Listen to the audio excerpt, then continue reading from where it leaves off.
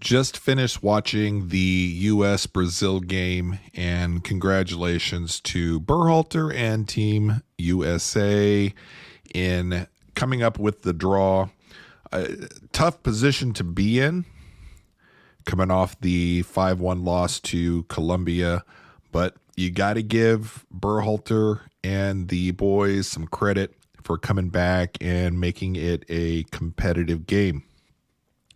So let's get into three really quick positives. Let's say 3.5 positives of what I'm taking out of that game moving forward into not only Copa, but down the road into World Cup 2026.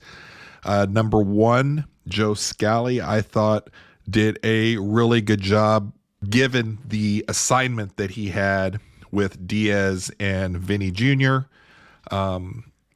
Couple shaky moments in both games for him in defending two of the world-class players that are out there.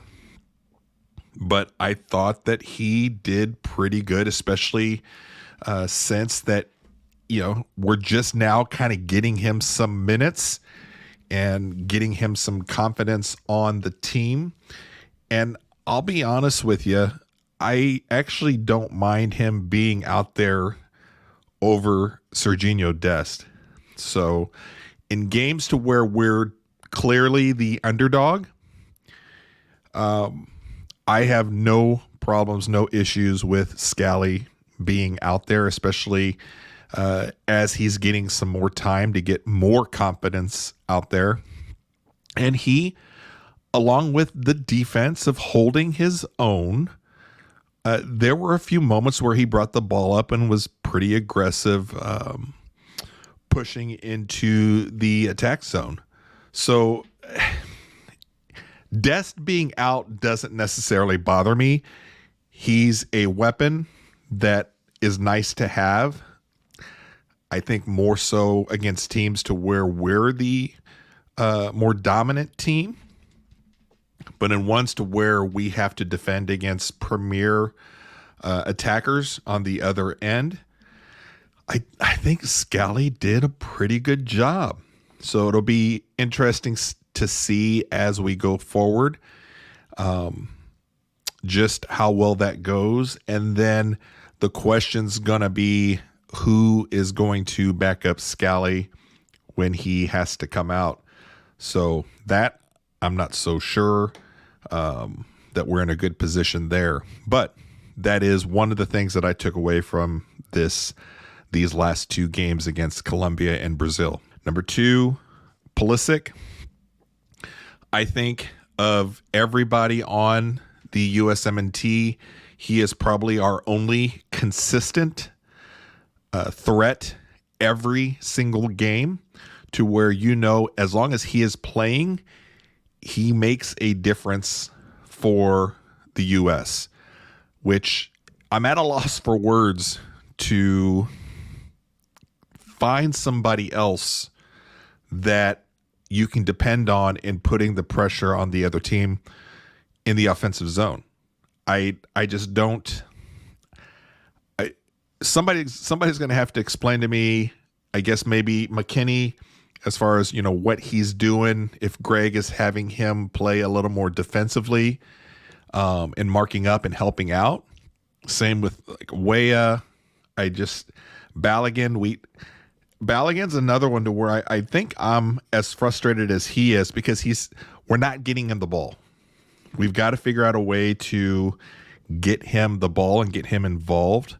There was one play, which we'll talk about later on with Turner, that I thought was great, that I think Balogun excels at.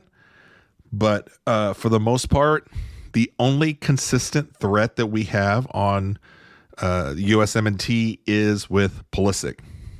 Reyna's, I know that the announcers and there's a lot of fans out there that are big fans of Reyna. I like the kid. I think we've kind of blown his potential kind of out of proportion. He shows glimpses of brilliance out there, but the last couple games, What's he doing? Pulisic by far is probably our only consistent threat out there. Third one for me is Turner, and this is going to be kind of a positive followed up with a passive aggressive negative. Turner had a pretty good game, a lot of great saves. He seems to have a knack for making a lot of dramatic saves.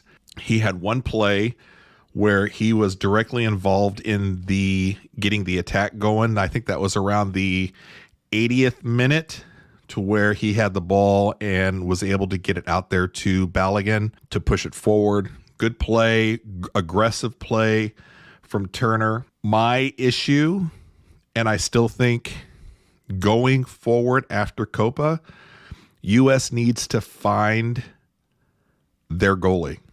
We need another keeper, and I don't know, is it going to come from the younger ranks, and can we get them developed before World Cup? The problem with Turner, and you see it, is whenever he's given the opportunity to try to make a play, when he tries to play the ball. I just gave an example of where it actually turned out really, really good with Balogun. The problem I have with Turner is on the goal that Brazil scored. You can tell part of the game plan is they're inviting Turner to make whatever play he wants to do. So depending on the opportunity, they're going to let him play the ball with his feet and try to get it out there. And that the goal that Brazil scored tonight, that was a direct result of just a bad read and bad execution on Turner. I put that goal on Turner. That's not a one-off. Those kind of plays from Turner are not just once in a while. He's just, I don't think that he's that effective with the ball at his feet. And I think that when you see the ball get played back to him, you're holding your breath because you're just not sure what's going to happen. And I think it looks like he panics a little bit. He's not comfortable with the ball. I think when you look back on Turner being the starting keeper for the U.S., did he win that? Did Zach Steffen completely just fall apart in the head to where Turner kind of stumbles into the starting position, the starting keeper role? I don't know. I don't think that this team, up and down the roster, I think we're fine.